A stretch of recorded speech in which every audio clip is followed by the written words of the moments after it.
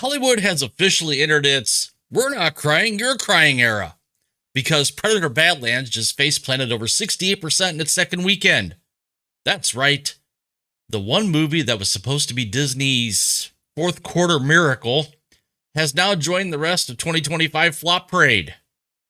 Running Man bombed with just $16.5 million at the box office. Now You See Me 3? Well, more like Now You See Me losing money again. The whole box office is collapsing like it can't pay rent. And with only about a month and a half left in 2025, yeah, it's not looking good, folks. This is The Critical Nerd, where we cut through the BS and tell you what's really happening in Hollywood. Roll that intro.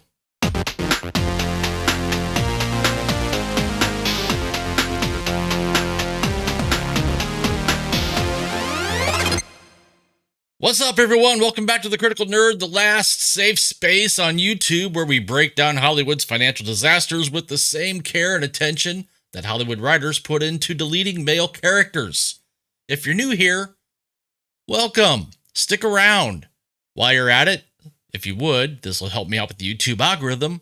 Smash that like button, hit subscribe, and don't forget to hit that notification bell and join the rebellion. For the returning nerd army, you already know how we do things: sarcasm, charts, and pain. Trust me, you're going to want to share this one with your friends and family who still think modern Hollywood knows what they're doing. Today we're diving into the weekend box office from this past weekend. I think it's November, 13th, 14th, 15th, or 14th, 15th, 16th, where everything is burning. Nothing is working, and Predator Badlands just joined the 2025 box office body count. Buckle in, this one gets a little messy. So let's start with the main event. Predator Badlands, Disney's $105 million maybe this will save us sci-fi reboot starring Elle Fanning as an android and a predator with feelings. Weekend 2 drop, just over 68%. Yeah, 68%. That's the kind of drop you usually only see when a studio releases a movie no one asked for, marketed to people who never existed. The film pulled in only $12.7 million domestically in its second weekend. For those of you keeping score at home, that's not just bad, that's abandoned ship territory. Now, I know what you're thinking, but Critical Nerd, didn't it make $136 million worldwide? That doesn't sound that bad. Oh, you poor things out there. Again, I need to introduce you to a little thing called Hollywood math. The movie cost $105 million to make. That's the budget, which, by the way, is probably a conservative estimate because we know how Disney and studios love to hide costs. With marketing, this thing needed to hit somewhere around the $300 million mark worldwide just to break even. At the rate it's falling, Predator Badlands is projected to finish somewhere between $195 and $272 million. Now, I know that's a wide berth, but, this isn't an exact science. That means Disney is looking for they're looking at another $50 million loss at a minimum. And here's the kicker. This was supposed to save the Predator franchise. Remember last week when all the mainstream shills were falling all over themselves trying to convince everyone that this movie was a massive hit? Oh, look, it opened to $40 million. Success! Yeah, that's what they said, and let me tell you about that. Well, it turns out opening weekend means nothing if nobody wants to come back for more. A 68% drop in week 2 is absolutely brutal. For comparison, most successful films drop between 45 and 55% in their second weekend. This thing felt like it got hit by a plasma caster. And here's what makes this even more hilarious, or tragic, depending on your perspective. All those mainstream media outlets were pushing the narrative that this was a hit. Well, turns out word of mouth is dead. The audience isn't there, and Disney is left holding yet another bag of money they'll never see again. The writing was on the wall when you look at the real audience sentiment. Sites like Criticalist.com, where actual moviegoers share their honest opinions without studio interference. Over at Criticalist, they gave it a 55% decent score. That's not exactly a ringing endorsement, folks. The only thing consistent this year, everything is collapsing. Doesn't matter if it's a reboot, a remake, a legacy sequel, or fresh IP, audiences are tapped out. And the Predator movie was supposed to be audience proof. Well, it wasn't, especially not in 2025. But wait, there's more. Because while Predator was busy face planting, we had two major new releases this weekend, and neither of them could hit their stride. The Running Man, Edgar Wright's remake starring Glenn Powell, may go down as one of the biggest flops of 2025, and that's saying something given the competition.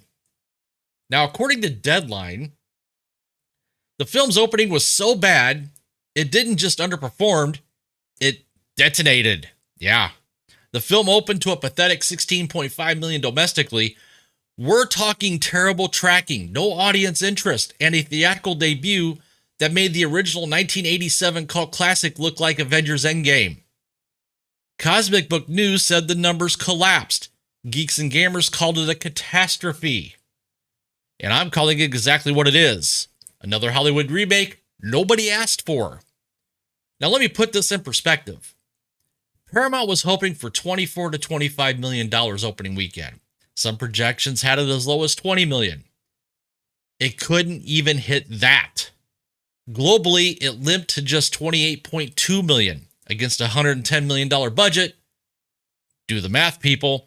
This thing needs, again, $300 million to break even, and it's currently at less than 10% of that goal. Running Man didn't run. Running Man didn't jog. Running Man didn't even crawl. Running Man sat down on the floor of the theater lobby and said, "I'm done. You figure it out." But here's where it gets interesting. This isn't a talent problem. Glenn Powell has been on a hot streak. Top Gun Maverick, massive hit. $1.49 billion global. Anyone But You surprised everyone with $220 million worldwide. Twisters, $372 million globally. The guy knows how to pick projects. Well, usually. So what went wrong? Well, according to sources close to the production, The Running Man got caught in the crossfire of Paramount's corporate shuffle. When David Ellison took over from the old guard, the studio went through a massive marketing department shakeup. The global marketing boss, Mark Weinstock, got the boot in early fall, and the new guy, Josh Goldstein, didn't arrive until October 15th, just a month before the movie opened. In the interim, well, total chaos. Marketing staff didn't know who to report to. Decisions weren't being made, and the campaign completely fell apart. By the time they tried to course correct with new trailers targeting different demographics, well, let's just say it was too late. The damage was done, advanced ticket sales tanked once reviews hit, and the audience they just weren't interested. And here's the brutal truth that nobody in Hollywood wants to admit. This is yet another example of 1980s sci-fi IP failing to connect with modern audiences. Tron Ares, anyone? $220 million production cost, $141 million global box office. Disaster. Blade Runner 2049. Same story, and now The Running Man joins the club. You know what's really funny about all this, though? The original Running Man wasn't even a hit when it came out in 1987. It made $38 million domestically, which at the time was considered a disappointment for Arnold. So naturally, Hollywood's brilliant solution was to remake a movie that already failed once, because that's what passes for creativity in 2025. I mean, seriously, at some point you have to stop remaking movies and start remaking your decision-making processes. The movie skewed 64% male, which meant it was competing directly with Predator Badlands for the exact same audience. And surprise, surprise, both movies lost. Meanwhile, in a plot twist no one saw coming, which is fitting given it's a movie about magicians, wink, wink, nudge, nudge, Now You See Me, Now You Don't somehow won the weekend. Hollywood Reporter tried to play it like this was some kind of unexpected, quirky upset. Let me translate that for you. We knew it would flop, but we're pretending we didn't see it coming. The third installment in the Magician Heist franchise pulled in $21.3 million domestically and $75.5 million globally. Against a $90 million budget, it's not exactly pretty money, but compared to everything else this weekend, it looks like Avengers Endgame. This franchise should have ended in 2016 when people realized the magic tricks were more believable than the scripts. But here we are in 2025, and the third installment just performed its greatest trick yet, actually winning a weekend where everything else was worse. And here's the key difference. This movie pulled in 54% female audience, while The Running Man and Predator were busy fighting over men who wanted to see stuff blow up. Now You See Me just waltzed in and grabbed everyone else. Now look, I'm not going to sit here and tell you Now You See Me 3 is some cinematic masterpiece. And it got 59% on Rotten Tomatoes, which is somehow worse than The Running Man's 64%. But it had one thing going for it. It knew its audience and delivered what they wanted. Sometimes, well, that's all it takes. It still needs to hit somewhere around $270 million to break even, and pretty skeptical it'll get there, but at least it's not a complete catastrophe out of the gate. That's more than we can say for literally anything else this past weekend. And here's the real problem. Every movie is doing this in 2025. Name a genre, it's failing. Name a franchise, it's failing. Name a reboot, guaranteed failure. The only thing consistent this year is inconsistency and pain. So let's zoom out. Let's look at the 50,000 foot overview of 2025 at the box office. Now we've got 6 weeks left this year. 6. And 2025's box office has been a dumpster fire rolling down a hill during a hurricane. We're in mid-November, folks. There's about a month and a half left in 2025, and the box office is an absolute shambles. And you know who's the biggest loser? Disney. Again. Let me run down Disney's 2025 resume for you. Tron Ares, massive flop, over $100 million in the red. Snow White. Yeah, remember Snow White? Complete disaster. Fantastic Four First Steps. Just about nobody showed up for that. And now Predator Badlands joining the failure pile. Disney has had failure after failure after failure this year. It's actually impressive in its consistency. They can't even stumble into a hit at this point. I mean, we're talking massive overproduction budgets, bloated marketing cost, streaming cannibalization, franchise fatigue, audience burnout, and Hollywood refusing to read the room. Every time a studio releases something, it feels like the audience responds with, you know what? Yeah, I'm good. And that includes movies that should be wins. Remember when studios used to have actual hits? Like Pepperidge Farm remembers. Right now, the box office is basically an endless cycle of open big-ish, collapse, disappear, rinse, repeat, and cry. But Critical Nerd, I hear you saying, what about the holidays? Surely Disney has something that can save them during the holidays. Well, yes and no. They've got 2 major releases left, Avatar 3 and Zootopia 2. And you know what? Those movies will probably do really well. Avatar still has that James Cameron magic, and Zootopia is a beloved franchise. But there's a catch. James Cameron gets a massive cut of the Avatar box office. I mean, a huge chunk. The guy negotiated one of the best deals in Hollywood history. So while Disney will brag about the numbers, financially they're taking home less than what you think. Cameron's going to walk away with hundreds of millions of dollars, and Disney will be left explaining to shareholders why their balance sheet still looks like a crime scene despite having a $1 billion movie. And Zootopia 2? Yeah, it'll do well, but again, not enough to fix the other 11 months of disasters. Can Avatar and Zootopia give a strong holiday finish? Well, absolutely they can. Can they save 2025? No, the damage has been done. Disney is entering December as the biggest loser of 2025. Failure after failure after failure, from Marvel to Star Wars to Indy to Pixar. It's been an apocalypse. The only thing keeping the company alive at this point is theme park popcorn sales. 1 or 2 successes can't erase a year while you've had more bombs than a World War II documentary. The harsh reality is that 2025 is going to go down as one of the worst years of modern box office history. The industry is broken, folks.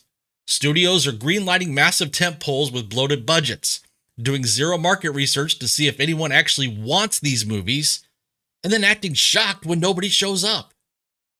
And it's not just Disney. Paramount got burned with The Running Man. Universal had their share of flops. Warner Brothers has been quiet, which is probably smart at this point. The entire industry is in crisis mode, and they're still making the same mistakes over and over again.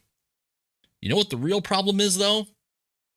Hollywood has forgotten how to tell stories that people actually want to see.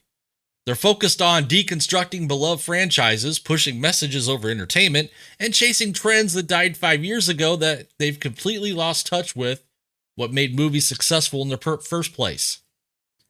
People want to be entertained. I've said this before and I'll say it again. They want to be entertained. They want to escape. They want characters they can root for and stories that don't lecture them. And when a movie delivers that, like Top Gun Maverick did, or like Sound of Freedom did, audiences show up in droves. But when you give them another soulless cash grab remake or a franchise film that openly hates its own legacy, well, the audience stays home. And before all the usual suspects come after me in the comments calling me a hater or whatever the buzzword of the week is, let me be clear. I want movies to succeed. I grew up loving movies. I want nothing more than for Hollywood to figure this out and start making great films again. But I'm not going to pretend that turkeys are eagles just because some studio paid for good reviews. So here we are. Badlands collapsed with a brutal 68% drop. The Running Man is dead on arrival and will be lucky to even make it back its production budget. Now You See Me 3 is fine, I guess. It's the best of the worst, which is a pretty sad state of affairs. The entire box office is basically one giant cautionary tale. And with only 6 weeks left in the year, 2025 is sealed as a disaster. Avatar and Zootopia might bring in some respectable numbers, but it won't be enough to salvage what has been a historically bad year for the industry. The question now is, will Hollywood learn anything from this? Or will we get more of the same in 2026? Based on what's already been greenlit and what we're hearing about upcoming projects, I'm not optimistic, but hey, I'll keep covering it because watching these studios repeatedly shoot themselves in the foot is nothing if not entertaining. All right, that's going to do it for this one. What do you guys think? Are you surprised that Predator crashed this hard? Or did you see Running Man or Now You See Me 3? Drop a comment below which 2025 flop shocked you the most. Make sure you smash that like button, subscribe to the channel if you haven't already, and ring that notification bell so you don't miss any of our coverage of Hollywood's ongoing implosion. Doing those things really helps out the channel with the algorithm because, you know, YouTube likes engagement. And until next time, my fellow nerds, stay critical, stay sarcastic, and stay far away from Running Man. Hollywood may be burning, but at least we can roast marshmallows on the flames.